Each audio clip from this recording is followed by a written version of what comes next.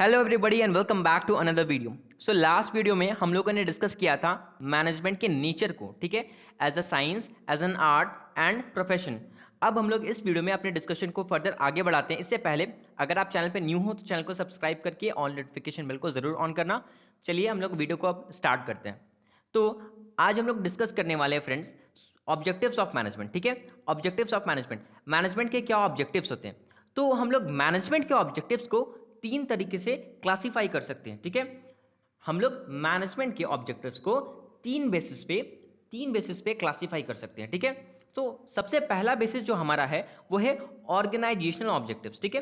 तो चलिए हम लोग देखते हैं ऑर्गेनाइजेशनल ऑब्जेक्टिव्स में क्या क्या चीजें आती हैं। सो फर्स्ट ऑफ ऑल आता है फ्रेंड्स क्रिएशन ऑफ कस्टमर्स, ठीक है। क्रिएशन ऑफ कस्टमर्स का मतलब है कि as an organisational objectives, management के ऑर्गेनाइजेशनल ऑब्जेक्टिव्स के बेसिस पे सबसे पहले हम लोग ये स्टडी करते हैं कि कैसे हम लोग कस्टमर्स को क्रिएट करें, ठीक है। ये बहुत ही इंपॉर्टेंट होता है फ्रेंड्स, बिकॉज अगर आप कस्टमर्स को क्रिएट नहीं करोगे तो फिर आपका सेल्स नहीं होगा। अगर आपका सेल्स नहीं होगा तो आप रेवेन्यू कैसे जनरेट करोगे, रेवेन्यू जनरेट नहीं होगा तो प्रॉफिट नहीं होगा, प्रॉफिट नहीं होगा तो फर्म कैसे चलेगा, ठीक है। उसके बाद है आपका प्रॉफिट मोटिव, ठीक है। प्रॉफिट मोटिव ये बहुत इंपॉर्टेंट है किसी भी ऑर्गेनाइजेशन के लिए, बिकॉज अगर एक ऑर्गेनाइजेशन प्रॉफिट अर्न नहीं करता तो वो खुद सर्वाइव नहीं कर पाएगा, और अगर वो खुद सर्वाइव नहीं करेगा तो फिर कैसे वो अपने नेक्स्ट मोटिव यानी कि आप ग्रोथ और एक्सपेंशन की तरफ मूव ऑन करेगा, ठीक है। उसके बाद है फ्रेंड्स आपका एफिशिएंसी एंड प्रोडक्टिविटी, ठीक है।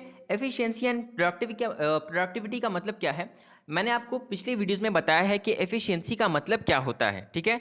आप उसमें देख सकते हो कि what is the meaning of efficiency, ठीक है, कब कहलाता है कोई भी ऑर्गेनाइजेशन एफिशिएंट। और दूसरा है प्रोडक्टिविटी, ठीक है। चाहे वो गुड्स की बातें हों, चाहे वो सर्विसेज की बातें हों, एक ऑर्गेनाइजेशन को प्रोडक्टिव होने की ज़रूरत है। वो अगर प्रोडक्टिव नहीं होगा तो वो कभी भी सर्वाइव, ग्रोथ ये सब नहीं कर पाएगा, ठीक है। तो अपने ये ऑर्गेनाइजेशनल ऑब्जेक्टिव्स को देख लिया। अब हम लोग देखते हैं सोशल ऑब्जेक्टिव्स को, ठीक है। तो सोशल, हमारे सोसाइटी के अगेंस्ट एक मैनेजमेंट के क्या ऑब्जेक्टिव्स होते हैं। तो सबसे पहला ऑब्जेक्टिव होता है इन्वायरमेंटल ऑब्जेक्टिव्स, ठीक है। इन्वायरमेंट के प्रति हमारे क्या ऑब्जेक्टिव्स होने चाहिए, ठीक है। तो एनवायरमेंटल ऑब्जेक्टिव्स में सबसे पहले होगा फ्रेंड्स कि हम अपने एनवायरनमेंट को साफ सुथरा रखें, ठीक है, सेफ रखें और सिक्योर रखें, ठीक है। हम इसे किसी भी तरीके से ज़्यादा पॉल्यूट नहीं करें, ठीक है। फॉर एग्जांपल अगर आप किसी फैक्ट्री को रन कर रहे हो, तो अगर आप किसी फैक्ट्री को रन कर रहे हो तो उसका जो वेस्ट होगा वो आप डिस्चार्ज करोगे। तो एक proper waste discharge management system बनाइए, ठीक है। एक proper waste discharge management system बनाइए ताकि कंपेरेटिवली आपका उतना ज़्यादा आप अपने इन्वायरमेंट को पोल्यूट ना करो, ठीक है। उसके बाद है कस्टमर सेटिस्फैक्शन, बहुत इंपॉर्टेंट है। अगर आपके कस्टमर सेटिस्फाई नहीं होंगे तो आप कभी भी ज़्यादा सेल्स नहीं कर पाओगे, आप अपने बिजनेस को सर्वाइव नहीं करवा पाओगे, ठीक है। तो कस्टमर का सेटिस्फाई होना बहुत ज़रूरी है। अब ये कैसे हो सकता है, बहुत सारी चीज़ें हैं। फर्स्ट ऑफ ऑल कि कस्टमर को आप क्वालिटी प्रोडक्ट्स दो, ठीक है।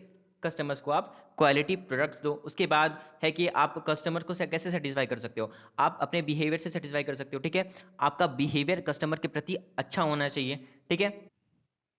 उसके बाद आपका ह्यूमन वेलफेयर का होना भी एज अ सोशल ऑब्जेक्टिव्स बहुत ज़रूरी है, ठीक है।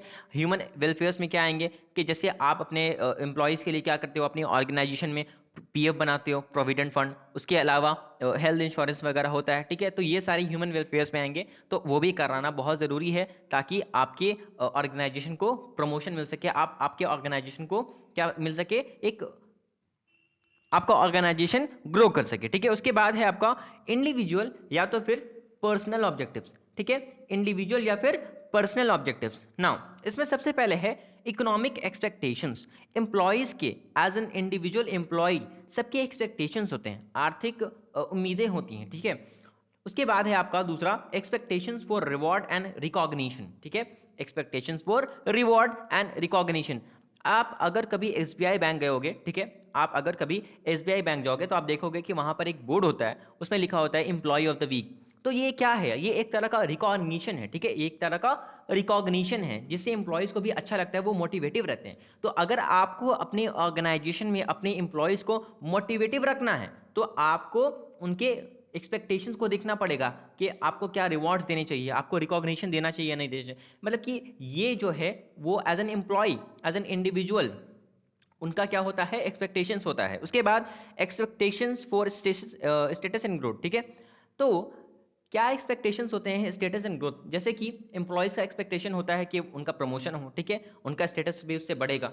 तो ये सारी चीज़ें हैं जो कि मैनेजमेंट के ऑब्जेक्टिव्स में आता है। सबसे पहले organisational objectives, then social objectives, then individual या फिर पर्सनल ऑब्जेक्टिव्स, ठीक है।